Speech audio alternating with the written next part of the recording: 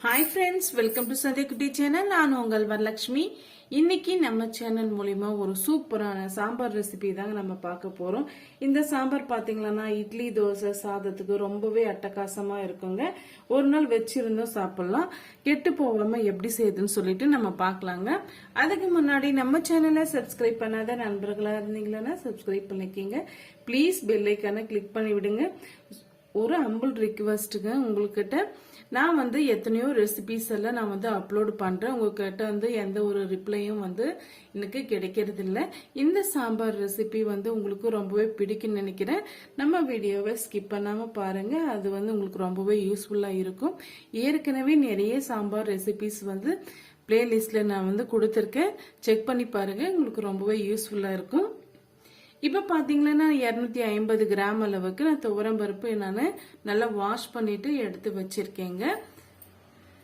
பாருங்க 2-3 முறை அலசிட்டு எடுத்து வச்சுக்கோங்க இப்ப இதுக்கு தேவையான பொருட்கள் என்னென்னு சொல்லிட்டு நம்ம பார்க்கலாம் நான் வந்து ஒரு 20 பச்சை மிளகாய் வந்து எடுத்து வச்சிருக்கேங்க ரொம்ப டேஸ்டியா இருக்கும் இல்ல உங்களுக்கு காரம் வந்து குறைவா வந்து கிடைக்கணும் அப்படின்னு நினைச்சீங்களா நீங்க குறைவான அளவுக்கு பச்சை மிளகாய் எடுத்துக்கங்க அப்படி இல்லைன்னா நீங்க காஞ்சி மிளகாய் வரமிளகாய் கூட எடுத்துக்கலாம் ஆனா பச்சை மிளகாய் சேர்க்கும் போதுதான் ரொம்ப டேஸ்டியா இருக்கும் இப்ப வெள்ளைப்பூண்டுன்னு பாத்தீங்கன்னா சின்ன வெள்ளைப்பூண்டுன்றதுனால ஒரு 10 வெள்ளைப்பூண்டு வந்து தோல் உரிச்சிட்டு எடுத்து வச்சிருக்கேன் ஒரு பெரிய சைஸ் வெங்காயம் வந்து ஸ்லைஸ் பண்ணி வச்சிருக்கேன் பாருங்க இப்போ ஒரு மாங்காயில பாதி அளவுக்கு நான் வந்து கட் பண்ணிட்டு தோல் எல்லாம் வந்து சீவிட்டு கட் பண்ணிட்டு எடுத்து வச்சிருக்கேன் இந்த மாங்காய் சேர்க்கும் போதுதான் வந்து இந்த குழம்பு கெட்டு போகாம நமக்கு நல்லா டேஸ்டியா இருக்கும் இப்ப இது கூடவே பாத்தீங்கன்னா கொஞ்சம் குறைவான அளவுக்கு நான் தக்காளி பழம் வந்து சேர்த்துக்கிறேங்க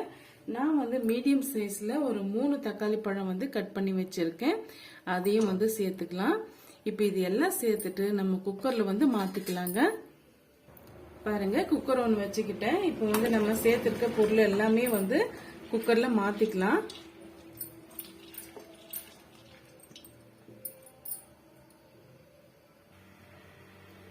பாருங்க நம்ம பருப்பு வந்து சேர்த்தாச்சு இப்ப தேவையான அளவுக்கு நம்ம வந்து தண்ணி வந்து சேர்த்துக்கலாம்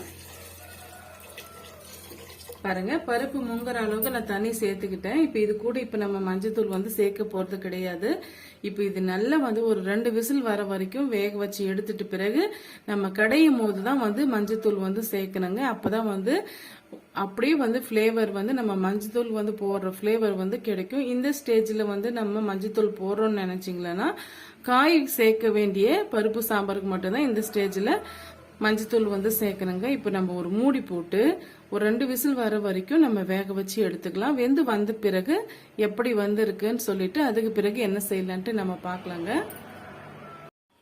பாருங்க 2 விசில் விட்டு நான் எடுத்துக்கிட்டேன் சூப்பராகவே இந்த மாங்காய் நம்ம சேர்த்திருக்க பருப்பு பச்சை மிளகாய் நல்லாவே வெந்து வந்துடுச்சு இப்ப இந்த நம்ம தண்ணியை வந்து தனியா வடிகட்டி எடுத்துக்கலாம் இப்ப பாருங்க நான் தண்ணியை வந்து வடிகட்டிட்டு பருப்பு வரைக்கும் தனியா வச்சிருக்கேன் தண்ணியை வந்து தனியா வச்சிருக்கேங்க இப்ப நம்ம கடைஞ்ச பிறகு அதோட நம்ம சேர்த்துக்கலாம் இப்ப இது கூடவே பாத்தீங்கன்னா ஒரு 1/2 டீஸ்பூன் அளவுக்கு நான் மஞ்சத்தூள் வந்து சேர்த்துக்கிறேன் இந்த ஸ்டேஜ்ல தான் நம்ம வந்து சேர்க்கணும் அப்பதான் அதனுடைய ஃபிளேவர் வந்து அப்படியே நமக்கு கிடைக்கும் சேர்த்தாச்சு இப்ப இது கூடவே பாத்தீங்கன்னா ஒரு சின்ன நெல்லிக்காய் சைஸ் அளவுக்கு நான் வந்து புளி எடுத்து வச்சிருக்கேங்க ஆல்ரெடி நம்ம மாங்காய் வந்து சேர்த்திருக்கோம் தக்காளி பழமும் சேர்த்திருக்கோம் அதனால புளி வந்து கொஞ்சம் குறைவா வந்து சேர்த்துக்குங்க புளி சேர்க்கும் போது மாங்காய் சேர்க்கும் போதுதான் இந்த பருப்பு குழம்பு வந்து சாம்பார் வந்து கெட்டு போகாம இருக்கும் புளி சேர்த்தாச்சு இப்ப இதுக்கு தேவையான அளவுக்கு நம்ம உப்பு சேர்த்துக்கலாங்க நான் வந்து கல் உப்பு சேர்த்துக்கிறேன் இந்த அளவுக்கு சேர்த்துக்கிறேங்க நீங்க பார்த்துட்டு சேர்த்துக்குங்க இப்ப இத பாத்தீங்கன்னா ஒரு மண் சட்டியில வந்து நான் கடைஞ்சி எடுத்துட்டு வந்துட்டு போறேங்க பாருங்க இப்ப நான் வந்து இந்த அளவுக்கு நான் கடைஞ்சி எடுத்துக்கிட்டேன் கொஞ்சம் வந்து நைஸா இல்லாம கொஞ்சம் தொக்கா இருக்கணும் அப்பதான் கரெக்டா இருக்கும் இப்ப நம்ம வடிகட்டின தண்ணியை வந்து சேர்த்துடலாம்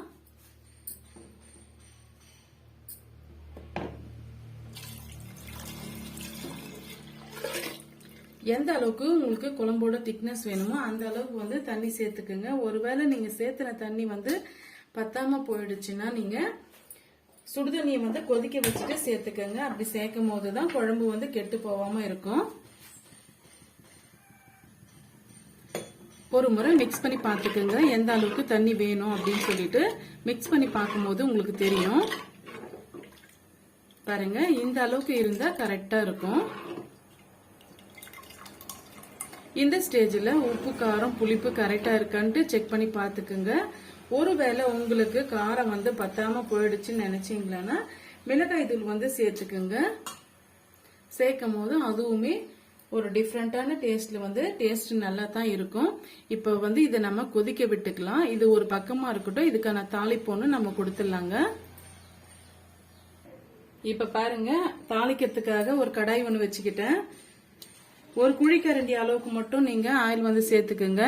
நான் சின்ன வெங்காயம் போட்டு தாளிக்க போறேன். இப்போ வந்து மீடியமான ஃப்ளேம்ல வந்து வச்சுக்கோங்க. பாருங்க, எண்ணெய் நல்லா சூடாயிட்டு வந்துடுச்சு. இந்த ஸ்டேஜில் இந்த அளவுக்கு 1/4 டீஸ்பூன் அளவுக்கு கொஞ்சம் குறைவா வந்து வெந்தயம் சேர்த்துக்கலாம். 1/4 டீஸ்பூன் அளவுக்கு சீரகம், 1/2 டீஸ்பூன் அளவுக்கு கடுகு. இது எல்லாம் பொரிஞ்சு வந்த பிறகு ஒரு கைப்பிடி அளவுக்கு நான் சின்ன வெங்காயம் வந்து வச்சிருக்கேங்க, கட் பண்ணி வச்சிருக்கேன். அதையும் வந்து சேர்த்துடலாம். சின்ன வெங்காயம் சேர்க்கும் போதுதான் வந்து சாம்பாருக்கு ரொம்பவே டேஸ்டியா இருக்கும். இப்ப இது கூடவே நான் ஃப்ரெஷ்ஷான கருவேப்பிலையும் சேர்த்துக்கிறேங்க. சேர்த்துட்டு நல்லா வந்து கிளறி கொடுத்துக்கலாம்.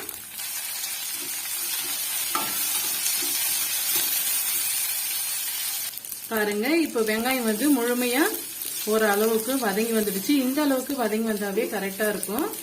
இப்ப நம்ம கொதிக்கிற சாம்பாரோட இது சேர்த்துடலாம்.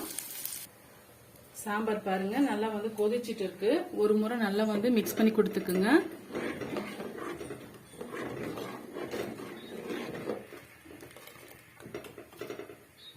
இப்ப இது கூடவே பாத்தீங்கன்னா நம்ம கொஞ்சமா கொத்தமல்லி இலையை வந்து கட் பண்ணிட்டு சேர்த்துக்கலாம். ரொம்பவே வாசமா இருக்கும்.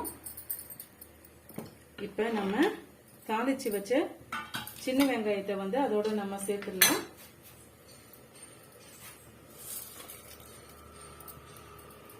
இப்ப இந்த அடியில் இருக்கிற இந்த கடுகு வெந்தயம் எல்லாம் நம்ம சேர்த்துருக்கோம் இல்லைங்களா, அதனால வந்து இதோட வந்து நம்ம சாம்பார் வந்து இது போல மிக்ஸ் பண்ணிட்டு இதோட சேர்த்து விட்டுலாங்க. அவ்வளவுதாங்க, சூப்பரான சாம்பார் வந்து ரெடி ஆயிடுச்சு. இது சிம்பிளான முறையில் தான் நம்ம செஞ்சிருக்கோம். டேஸ்ட் வந்து ரொம்பவே பிரமாதமா இருக்கும். நீங்க ட்ரை பண்ணி பாருங்க.